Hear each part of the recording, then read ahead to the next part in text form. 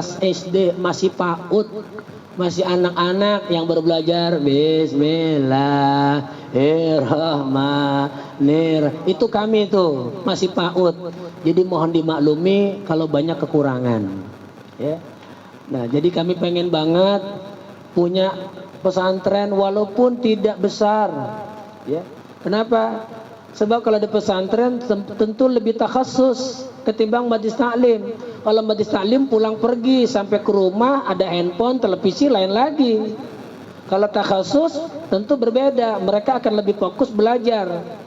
Nah, mohon doanya dan mohon restunya. Wabil khusus pemilik rumah Bapak Samsudin.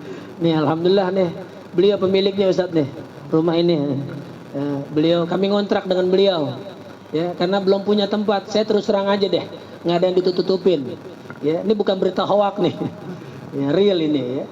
Jadi kami ngontrak dengan beliau, ya, supaya tadi bisa punya tempat, punya majlis ta'lim, punya pesantren. Karena satu kurang, putra putri kita di Pisangan yang tahfiz Quran bisa kehitung sama jari. Boleh antum cek kamu percaya. Coba tunjukin majlis ta'lim mana di Pisangan yang ada hafiz Quran. Tunjukin nama saya. Belum ketemu. Kalau tukang ceramah banyak. Tapi yang ngaji Quran, hafiz Quran dengan ilmu Qurannya, ya, ini terus terang langka. Itu barangkali sekelumit dari maklumat yang saya sampaikan, dan juga saya sampaikan kepada pengurus masjid musola yang saya asuh. Sengaja saya undang pengurus-pengurusnya. Kenapa?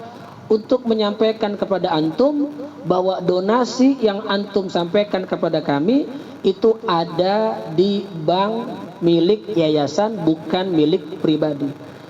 Mana Bang Ijul mana? Ah ini beliau bagian bendaharanya Bapak Zurmansah. Itu insya Allah ya semuanya tercatat. Jadi nggak ada di bank milik pribadi, milik yayasan. Ya. Yang kami keluarkan itu untuk kemaslahatan majelis, bukan buat saya, bukan buat pengurus, tidak sama sekali. Itu sudah tercatat semuanya. Jadi insya Allah kita nggak ada yang makan dari uang itu, naudzubillah min dzalik. Ya, karena memang donasi dari masyarakat buat kami supaya bisa terbangun pesantren.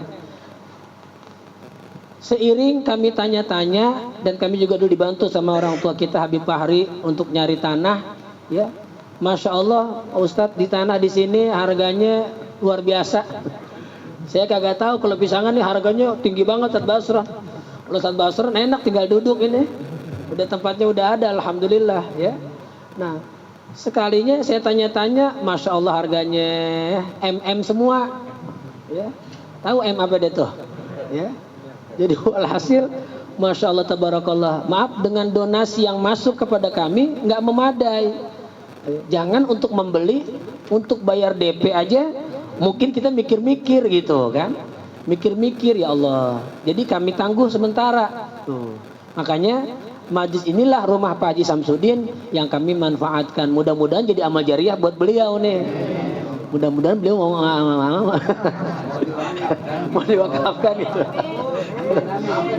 Bahkan dalam hadis disebut, dalam kitab hadis Targhib wa Tarhib, minta maaf saya topik agak lama saya ngomong ya. Itu satu tanah kalau dibikin buat masjid, buat majlis ta'lim, buat pesantren, buat madrasah, buat tempat ibadah, maka tanah itu berbangga kepada tanah yang lain. Bahkan tanah itu meminta sama Allah, ya Allah, jadikan orang yang memberikan ini tanah dimakmurkan hidupnya dari dunia hingga akhirat. Masya Allah, enak gak begitu? Antum mau gak? Mau gak? Yang benar. Aneh tinggal nunggu nih.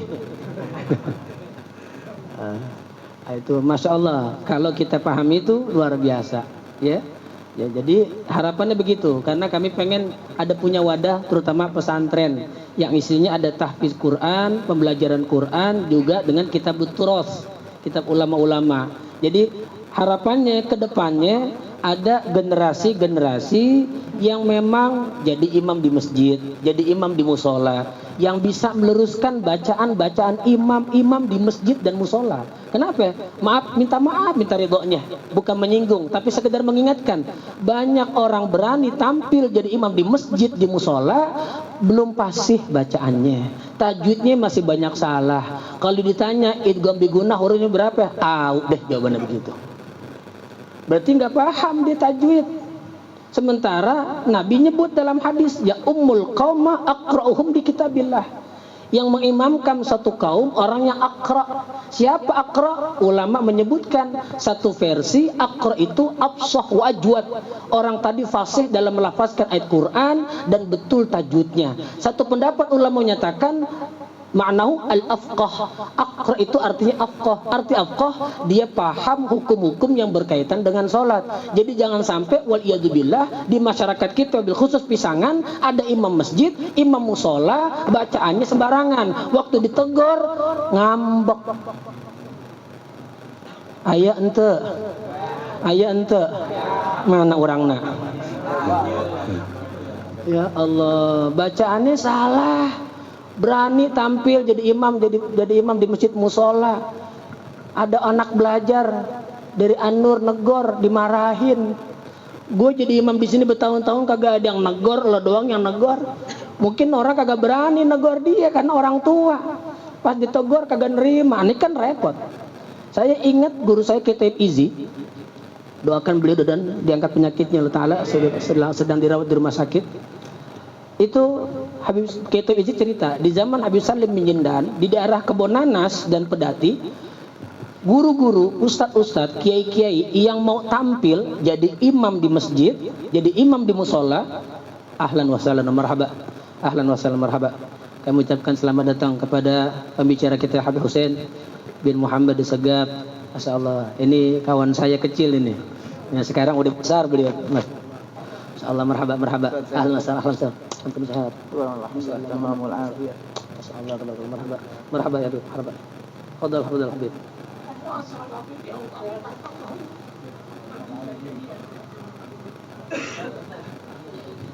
Iya, betul.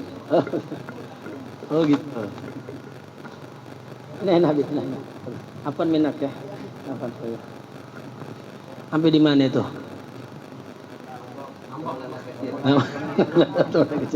Apa yang ngambek ya? Nah itu tuh. Itu sering kita jumpai begitu-gitu di beberapa masjid dan musola. Di saat ada seseorang pemuda yang dia paham ilmu tajwid, membenarkan bacaan yang salah dari imam, imamnya nggak nerima. Masya Allah, tabarakallah ya. Jadi zaman Habib Salim Jindan, saya ulangi lagi, itu zaman beliau ustadz-ustadz mubaligin, kiai-kiai di daerah Kebonanas dan Pedati, kalau mau naik mimbar Jumat atau mau ceramah, itu disuruh latihan depan Habib Salim Jindan. Mau jadi imam di masjid musola, disuruh jadi imam dulu, didengerin sama Habib Salim Jindan. Kalau misalkan dia benar atau tidak benar, dibagi kelompok, 2 kelompok. Yang satu kata bisa ente duduk sini, yang satu ente duduk sini. Selepas itu selesai semuanya, dengar beliau, kata beliau, ente boleh besok khutbah Jumat. Ustadz, ente jangan khutbah dulu ya, benerin dulu khutbahnya. Ente boleh jadi imam, ente jangan jadi imam. Semuanya toleransi, kagak ada yang marah, nggak ada yang ngambek. Orang dulu. Kapan? Orang dulu. Kalau saiki